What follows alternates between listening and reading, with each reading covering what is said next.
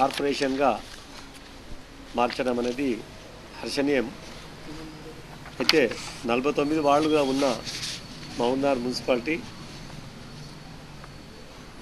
1,96,000 voter సంఖ్య కలిగినందుకు డ్యూటీపల్లిని కూడా కలుపుకొని 60 డివిజన్లతో కూడిన కార్పొరేషన్గా ఏర్పాటు చేయడానికి మనకు ప్రభుత్వం ఉత్తర్వులు ఇచ్చింది.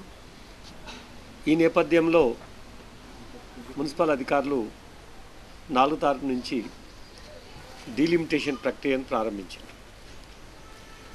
సరే, వాళ్ళ యొక్క తంతు వాళ్ళు ప్రారంభించినప్పుడు పేపర్ నోటిఫికేషన్ ఇవ్వడము, ఇతరతర కార్యక్రమాలు ఇచ్చడమని మున్సిపల్ కమిషనర్ కూడా ప్రెస్ మీట్లో చెప్పారు.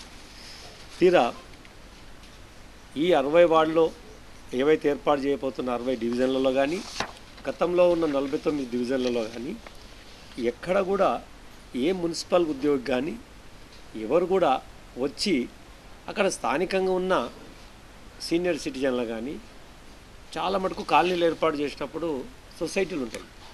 లేఅవుట్ ఏదైతే ఉందో జాతీయ రహదారులు కానీ లేక ప్రాంతీయ రహదారులు కానీ, ఇప్పుడు మనకు రాయచూర్ మెయిన్ రోడ్ అనుకోండి, అక్కడ భూత్పూర్ వైపు పోతే మనకు మా బైపాస్ పోతే బైపాస్ రోడ్ కానీ, ఇక్కడ టీటిగుట్టదయ వైపు పోతే తాండూరు రోడ్ కానీ, మళ్ళీ ఇక్కడ అమిస్తాపూర్ వైపు పోతే అక్కడ రోడ్డు, బండమీదపల్లి వైపు పోతే రాయచూర్ రోడ్డు, ముందుకు వస్తే జడ్చల రోడ్, ఇవన్నీ కూడా ఒక ప్రామాణికంగా తీసుకొని నార్త్ను కేంద్రంగా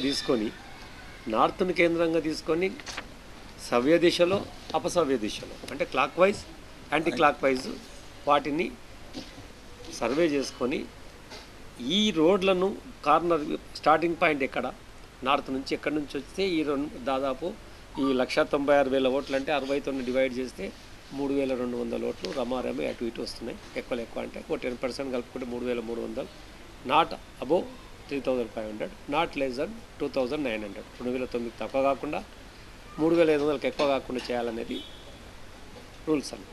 మరి ఇక్కడ కూడా ఈ రహదారులను ప్రామాణికంగా తీసుకోకుండా ఇప్పుడు మెట్టుగడ్డ నుంచి ఒక రోడ్డు క్రిస్టియన్పల్లి ఎంబీఎస్ కాలేజీ వరకు వస్తుంది. గతంలో రోడ్డు ఇటువైపు విఠలరెడ్డి వార్డు, రోడ్డు అటువైపు మా వార్డు. ఇప్పుడు ఏం చేసిండ్రు, ఆ రోడ్డు ఇటువైపు ఉన్న దానికి రామాలయం అనుకున్న మా ఇంటి నుంచి అవతలకేసి మెయిన్ రోడ్ను ఈ రోడ్డు తీసుకొని ఇక్కడేసి వెనకాల నలంద షాషాబ్గుట్ట రోడ్డు ఉన్న వాళ్ళని తీసుకొచ్చి వెనకాలన్న మొత్తం ఒక 4-5 లైన్స్ తీసుకొచ్చి ఈ వాళ్ళు వేసింది. 4,900 ఓట్లు వచ్చినాయి ఒకతోన. 4,900 ఓట్లు అన్నప్పుడు 4,900 ఓట్లు అంటే మరి ఎట్లా వచ్చినాయి అవి? మీరు ఎట్లా చేసినా 3,200, 3,300 రావాలి. అంటే ఇక్కడ ఏమైందంటే ఒక ఆతృత స్టార్ట్ అయింది.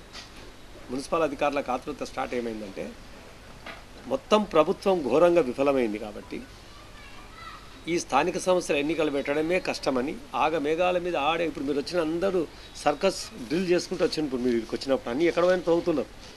ఎందుకంటే మేము అభివృద్ధి చేస్తున్నాం చూపిస్తున్నాం. ఇన్నేళ్ళు ప్రజల కష్టాలు పెట్టి ఎన్నికల తంతు ప్రారంభమవుతుంది కాబట్టి ఎలక్షన్స్ కనుక డేట్ వచ్చేసిందంటే నోటిఫికేషన్ వచ్చిందంటే ఈ ప్రక్రియ పూర్తి కావాలి. కాబట్టి కాంగ్రెస్ వాళ్ళు అధికారంలో ఉన్నాం కాబట్టి మేము ప్రజాపాలనలో ఫెయిల్ అయినాము. 6 గ్యారెంటీలు ఫెయిల్ అయినాయి. ఈ మహబూబ్నగర్ ఎమ్మెల్యే ఇచ్చిన 7వ గ్యారెంటీ కూడా ఫెయిల్ అయింది.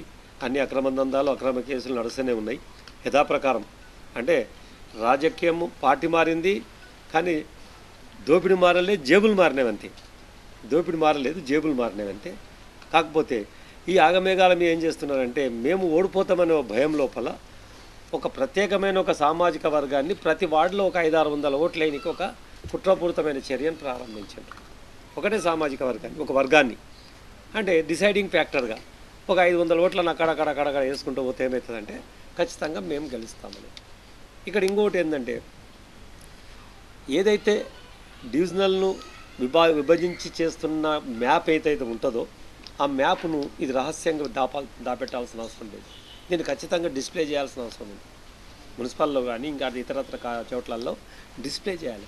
అవన్నీ ఏంటంటే అధికార పార్టీ కనుసన్నలలో కేవలం ఓడిపోతామనే భయంతోన వాళ్లకు పెటెంట్ ఉన్న కొన్ని ఓట్లను కలుపుకొచ్చి ఒక సామాజిక వర్గాన్ని ఒక తెగను తన వైపు వేసుకోవడం అనేది కుట్రపూరితమైన చర్య. ఇంకోటి ఏమవుతుందంటే సీఎం పేషిలో ఒక 60 మంది సీఎం సామాజిక వర్గానికి సంబంధించిన ఆఫీసర్సే ఉన్నారు. కాబట్టి అక్కడ ఏమవుతుంది, మొత్తం ఒక ప్రక్రియ. ఈడ మున్సిపల్ కమిషన్ కూడా ప్రజాప్రతినిధికి సంబంధించిన సామాజిక వర్గం కాబట్టి ఇక్కడ ఖచ్చితంగా అనుమానాలకు తావిస్తుంది.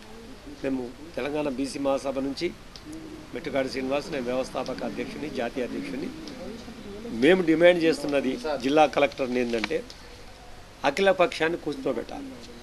అఖిల పక్షాన్ని కూర్చోబెట్టి ఏ వార్డుకి మీరు పోతున్నారో అక్కడ స్టార్టింగ్ పాయింట్ ఏంటి, మీరు ఎక్కడ పోయి 3300 ఓట్లకు నిబంధనల ప్రకారము క్లాక్ వైజ్ తీసుకపోతే ఎక్కడ ఎండ్ అవుతుంది మీ ఓటర్, మీ యొక్క సంఖ్య, అక్కడున్న లోకల్ వాళ్ళని ఇన్వాల్వ్ చేసి ఈ రకంగా మేము వార్డు తీస్తున్నాము.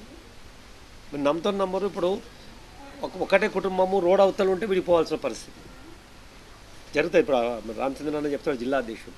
కాబట్టి అఖిల పక్షాన్ని కూర్చోబెట్టి ఖచ్చితంగా దీన్ని సమయం పొడిగించి ప్రజా సంఘాలను, అనుభవం ఉన్న సీనియర్ సిటిజన్స్ను, ఇంకెవరన్నా గతంలో పనిచేసిన మున్సిపల్ సిబ్బందిని ఉంటే తీసుకొని, తొందరపాటు ఏం లేదు, ఖచ్చితంగా ఈ పునర్విభజన కార్పొరేషన్ మౌనారు పెద్ద చరిత్ర ఉన్న పెద్ద జిల్లా, హెడ్ క్వార్టర్స్ అనేది గుంటకాయలాగా, దీనికి మీరు కార్పొరేషన్గా మొదటి ఎలక్షన్ జరగబోతున్నాయి కాబట్టి మీరు ఏదో పదవికాంక్షతోన కకృతి పడి ఏదో చేస్తుంటే ఎవరు ఆగరిగా. ఖచ్చితంగా న్యాయ పోరాటం కూడా చేస్తాం. జిల్లా కలెక్టర్ గారిని మీ మాధ్యమాల ద్వారా కోరేది ఏంటంటే ఇది పూర్తిగా పారదర్శకత లోపించిన ప్రక్రియ. కులగణన సర్వే చేసి 42% బీసీలకు రిజర్వేషన్లు ఇస్తా అని చెప్పి గత అసెంబ్లీలో ప్రకటించిన తర్వాత మొట్టమొదటిసారిగా మహబూబ్నగర్ కార్పొరేషన్లో ఇప్పుడు ఎలక్షన్లు జరగబోతున్నాయి. దీనికి గాను 60 డివిజన్లు ఏదైతే విభజించడం జరిగిందో దాంట్లో బీసీల వాటా ఎంత అనేది చెప్పకుండానే డివిజన్లను కొత్తగా ఏర్పాటు